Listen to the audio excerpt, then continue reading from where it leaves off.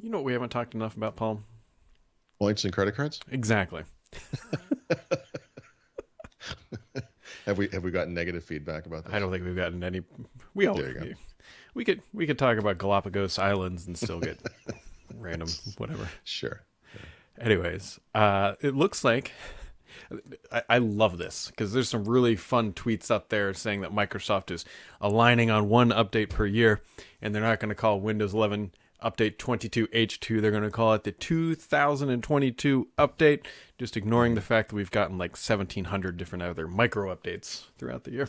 Yeah, no, this is the big lie to me of Microsoft this past year. We've listened to your feedback. We're really sorry. We're only going to give you one update. Yeah. Asterisk, asterisk, asterisk. Um, yeah, I don't care what they call this stupid thing. Who cares? We're going to celebrate. They have a simple name, really. Hmm. You know, there is this question of like, will Microsoft bother doing this yearly update going forward if they just update the system all the time? And the answer is like, yeah, of course they will. They need something that they can hand off to PC makers, to whoever, just to like the businesses. This is a licensable moment, as I call it. This is when the support time cycle resets and blah blah blah, whatever. So the numbering scheme doesn't go away, whatever they call it. But I guess the question is, does this become a roll up of previously released updates? Is there stuff that only appears or first appears in this release? This year, yeah, because there are features we know will only be in 22H2 or whatever they're calling it now. I don't know. Plus the whole, don't get me started on, we're going to call the update the name of the thing, So if this is called the 2022 update, it is the thing you install to get to Windows 11 version 22H2, because that is the version.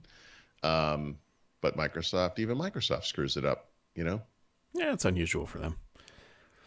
Like, is it? That seems pretty typical. I don't know. Yeah. Anyway, so we can be on the lookout for that coming late September. Yeah, or look out for it. Like you look out for a bear attack. It's like, have fun. It's coming. You don't know Yeah, I mean, I exactly don't know why when. anybody would block this update. Like, if you're already on Windows 11, you've already.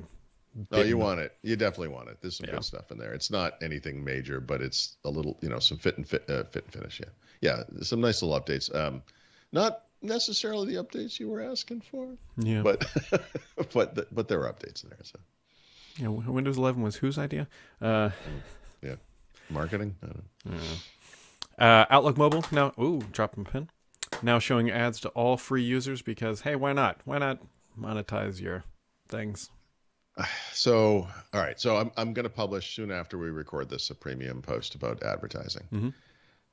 There's a lot of advertising news happening in the world lately. Apple, we know, is going to start putting ads in Apple Maps and other products that they make, and dying to hear how they square that with their privacy message and how they're better than everyone else. But whatever, like why the world's richest company needs more and more. I don't know. I don't understand anything. But I will say this, I've been complaining about ads for my entire life, really. But Windows 8 was the first version of Windows to include ads in the system.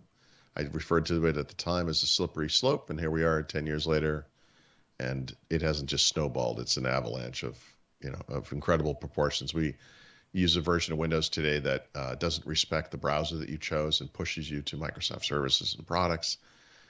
Whether you use widgets or search highlights or whatever, it's crazy. Like this is the world we live in.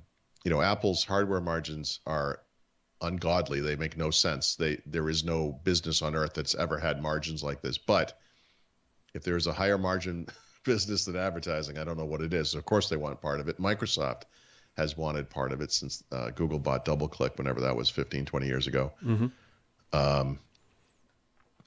Yeah. I mean, think about, well, I just mentioned search highlights and widgets. Like, how many users do you think would be driven toward Microsoft products and services, especially Bing advertising, via those things in Windows 11, right? Millions, maybe tens of millions over time. I don't know what the number is. But the impact of mobile is so much bigger. Outlook Mobile, for example, is got to be tens of millions right off the bat, and maybe more over time. It's a kind of a target-rich environment. The other thing, that we know about advertising is it doesn't pay as well as paid subscribers, right? So if you're like Spotify, and you have paid and non-paid, and the non-paid are getting ads, like those customers are not as lucrative, right? And this will be true of Microsoft with like OneDrive, or you're not paying for Microsoft 365, whatever. And you're going to see more ads. Like the ads are just going to get worse and more frequent. Like look at any website. Our website looks like this today. Every website does. I was telling Brad before the show, I opened a story on my iPad in some Android website, Android Authority, Android something, I don't know, whatever it was. And after every single paragraph, and some of these short paragraphs, was a auto-playing, non-stoppable video ad. So on the screen of the iPad rather, I could see two ads at once almost all the time. Same ad. Mm-hmm. Just stupid. They're just plastering ads everywhere. And, this is a business in a situation like that. Like, do you think the advertiser wants this really? Like, I think the goal here is that someone will tap on it by mistake and trigger an ad view, right? That has to be what they're doing.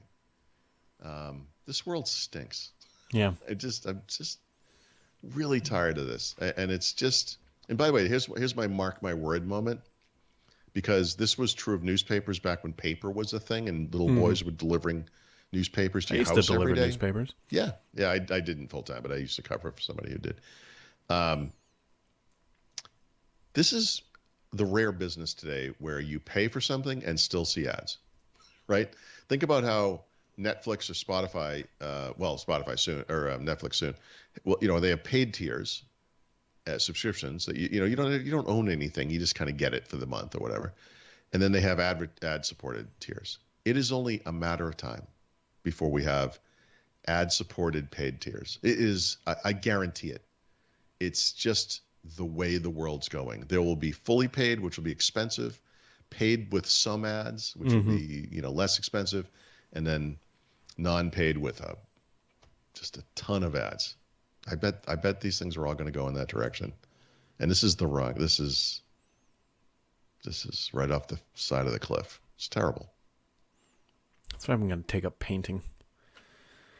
Well, I mean, all those guys who I thought were crazy. I have friends who are into like physical media, like they collect Blu-rays and stuff, Oh, yeah. And I definitely don't want to do that. I used to have books everywhere, or as I called them, kindling for the fire.